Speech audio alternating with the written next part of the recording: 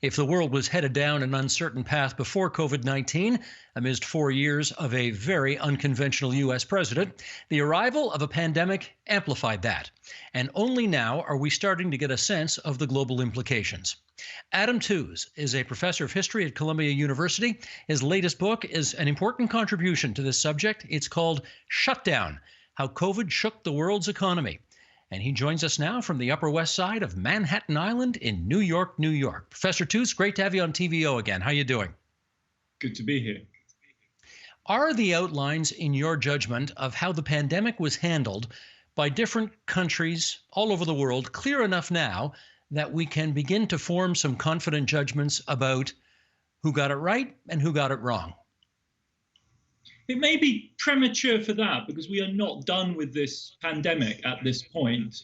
But we can certainly form a view, I think, of the general reaction to the crisis. And unfortunately, it's not a positive one. I mean, you have to look long and hard to find any country at this point that feels satisfied with the way in which it reacted and handled the crisis. You might single out perhaps South Korea or New Zealand.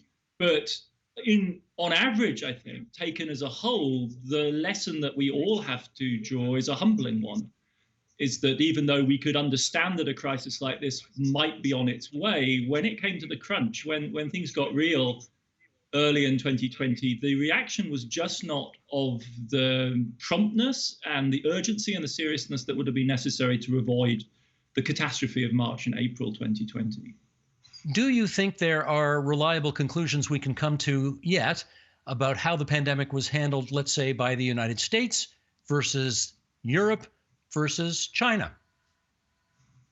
Well, I think at this point it's evident that in terms of containing the epidemic, dealing with it in its first stages, the Chinese won the race. They beat everyone else to imposing shutdowns, controlling the pandemic, containing it within one city and one province. Obviously, they're also responsible for having failed to recognize the seriousness of the situation at the end of 2019.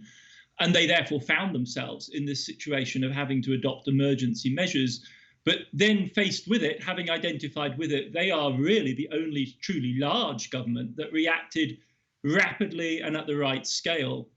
Between the Europeans and the United States, I think you'd have to say it's a bit of a toss-up. It's hard to call. There have been stages when it felt as though Europe was reacting in a more concerted way, or at least parts of Europe. Germany for a while, Eastern Europe for a while, whilst, of course, in the UK, in Spain, Italy, even at the very beginnings of this crisis, things were going very badly. And the United States, similarly, has been on a bit of a roller coaster, in the sense that the original stage was a disaster on the East Coast. Then there was, as it were, the further disaster of the winter of 2020, 2021. But then the relative success of the vaccine rollout followed now by another wave in the southern states. So it's been a patchwork epidemic, I think, wherever it's hit. But neither the US nor Europe really has any reason for satisfaction at the outcome here. Well, you mentioned Germany. Let me follow up on that. They're well-known industriousness. Did that get them through it better than others? What seems to have helped is decentralized health management in the early stages. But then it turned out that their health administration system is incredibly creaky. I mean, the scandal of the German epidemic is that the entire system appears to rely on fax machines. And when it came to, as it were, the survivability of German society, the viability of sustaining prolonged social distancing, and above all, school closures, German society showed profound vulnerability. This is a highly advanced, one of the richest countries in Europe, which simply does not have adequate digital infrastructure. They made critical decisions 5 or 6 years ago to stick with copper wires for their telecommunication system, and this has served them very poorly in an age of 5G. So even the Germans have discovered and have, as it were, been forced to face through the pandemic a serious reckoning with the inadequacy of their own infrastructure. Let's talk about economic after effects. I guess what's made the past year and a half so extraordinary in world history is that governments all over the world they made a decision to put their economies into deep sleep in some respects. And we faced economic meltdowns, the likes of which, may have been unprecedented in the way it happened. How much worse, though, do you think the economic crisis could have been? It could truly have been apocalyptic, I think. The pace of the downturn, the pace of the contraction of economic activity in March and April of 2020 is simply without parallel in the recorded economic history of the world. We have never seen that kind of contraction before. By the second week of April 2020, we estimate that global GDP had contracted by 20% in a matter of weeks. So that's Great Depression style contractions, not over a period of years, but literally in a matter of days and weeks. 3.3 billion people worldwide, that's about 90% of the global workforce, were under one or other type of constriction, limitation, social distancing regulation, or just outright furlough. The education of our young people collectively worldwide came to a standstill. So the long-term damage from that will be grievous. But it could have been even worse if there hadn't been the huge central bank and fiscal policy taxing and spending measures put in place across the world, not just in the rich countries, but in many middle-income emerging markets as well. Well, let me follow up on that. What, in your view, were the single most important initiatives undertaken to have made the catastrophe you just described more manageable? Well, the one which, as it were, we could not have survived through to April or May without was the spectacular intervention by the American Federal Reserve in the market for US Treasuries. This is really the piggy bank of the global financial system, and it was not working in March. Not only were prices and interest rates moving in really perverse directions, prices were going down, interest rates were going up, but you couldn't transact, you couldn't sell portfolios, you couldn't sell holdings of treasuries into the US market. And that is a disaster for the global financial system. If that had been allowed to continue, we wouldn't really have gotten through to April or May without major bank failures and other types of financial meltdown. But beyond that, what mattered most clearly for the vast majority of people was the ability of societies, both rich and middle income, to sustain people during the shutdown, to enable them, as it were, to have a degree of life support whilst ordinary business, ordinary work was interrupted. And in Europe, we saw various types of short-time working system adopted in Australia, I believe in Canada as well, on a model that the Germans had pioneered in 2008-9, which saved people from the huge insecurity of immediate unemployment, which is what folks suffered in the United States. They, in turn, were helped by the rapid emergency improvised rollout of a kind of ramshackle unemployment insurance system. So those were the sorts of measures which by the summer mattered most for most people worldwide. It's always a bit dangerous for historians to say, as a result of all this, it has ushered in the end of ... But it does raise the question, given the big government response, regardless of whether governments were Democratic, Republican, liberal, conservative, has it hastened, in your view, an end to the thinking that neoliberalism can solve all our problems? I think certainly it's ended that kind of thinking. The question of whether it really will end the practice is another matter. I think neoliberalism as a body of coherent economic doctrine is dead. And this is really, as it were, the stake in the undead body of neoliberalism in that respect. I think it's difficult to see it coming back. The fact of the matter is, though, that the vast majority of these massive interventions that were mounted last year were really there to underwrite society as we know it. And that society itself has, of course, been shaped by the impact of now basically half a century of policies that were orientated towards small government and the market, the structures of inequality, the patterns of who owns what where, and which minorities benefit most from this sort of measure. Those were all reinforced, replicated, in a sense, continued. And that's really one of the sort of ironic legacies of 2020, is that these gigantic policy measures were adopted really to keep everything in place. It's a sort of extraordinary conservatism that things should remain the same. Everything at that moment had to change. And in that respect, I think continuity is the name of the game here.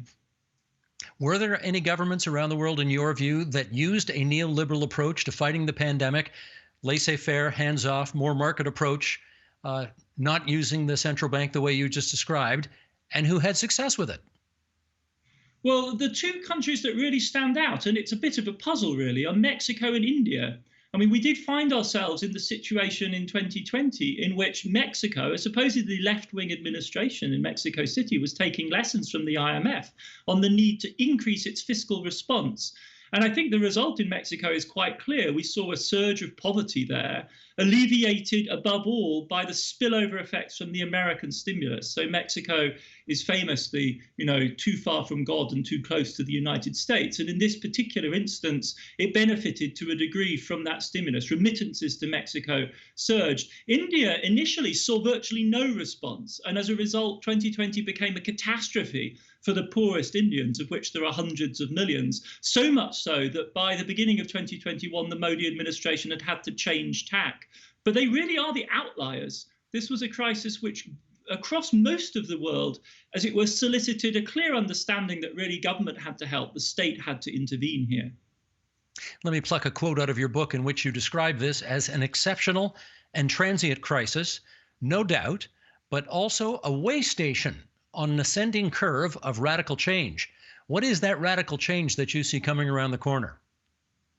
Well, I cleave to the view held, I think, by many epidemiologists and virologists that this is just the beginning of a surge of mutations of increasingly dangerous epidemic diseases that will be generated by our unbalanced relationship with nature.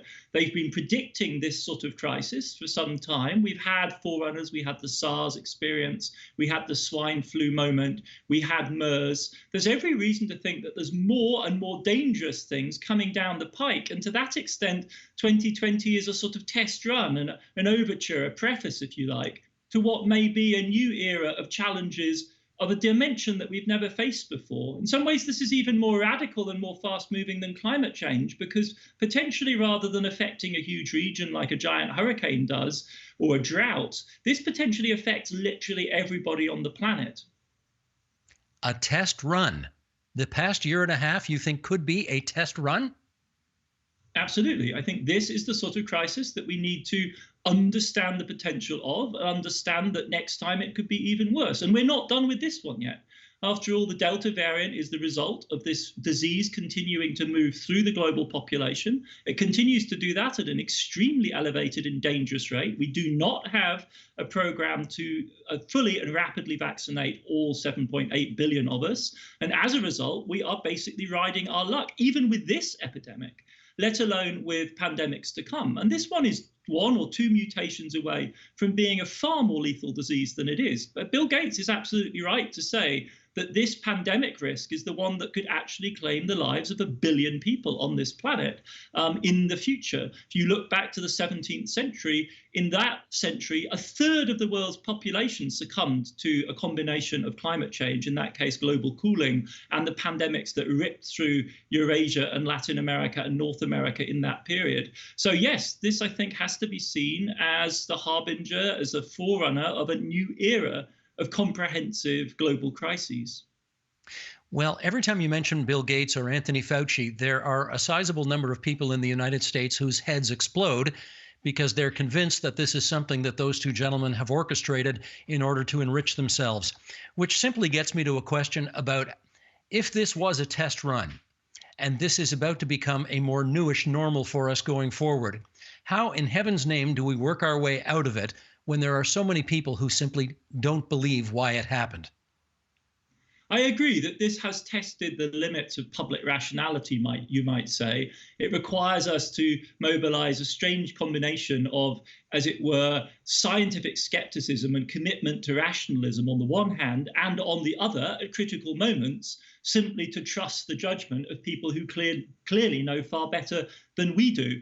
As in, for instance, Dr. Fauci, who may have changed his minds about face masks over the course of the crisis. But then, as John Maynard Keynes famously observed, what do you do when the data change? I change my mind. And it's navigating that terrain, which is a huge challenge for public discourse, for all of us involved in the making of public opinion, to convey the necessary combination of, as it were, skeptical commitment to the values of critical scientific inquiry, and on the other hand, at critical moments, a willingness to simply do as we're told, because that is the efficient and quick way to move through this crisis. I agree, however, that there are depressing conclusions to be drawn from the current moment. One upside, I think, is that there are very few things that are more effective in convincing people that vaccines are important and work than immediate exposure to a lethal infectious disease. We see far lower rates of vaccine skepticism in the populations of low-income countries and emerging markets who are clamoring for access to this vaccine than we do in some of the rich populations of the world. In any case, because this is an infectious disease and it works through contact, the crucial thing is to get 60 to 70% of the population safe behind a wall of immunity, and then to ramp up the capacities of our healthcare systems to deal with the fallout from our inability to reach everyone and to deal with the breakthrough infections that we're bound to have. It's about increasing our overall tolerance. It doesn't require total conformity by 100% of the population. It requires simply a critical mass to reach that level of immunity to put us all out of harm's way. Understood. Let me pluck another excerpt from your book and raise a question emerging from that. The future challenge, you tell us, laid down by 2020 seems clear. Either we find ways to turn the billions invested in research and development and futuristic technologies into trillions. Either we take seriously the need to build more sustainable and resilient economies and societies and equip ourselves with the standing capacities necessary to meet fast-moving and unpredictable crises, or we will be overwhelmed by the blowback from our natural environment. I know you touched on this, but I think we need to be a little more specific about what you think that blowback looks like and when it might happen. Well, it takes many different forms, and there are two which are top of stack right now. One is the climate crisis, which is ongoing. It's not something about the future. It's something that's already happening in large parts of the world, whether in the form of drought or extreme weather of other types. And the other one that we've so far encountered is pandemic disease.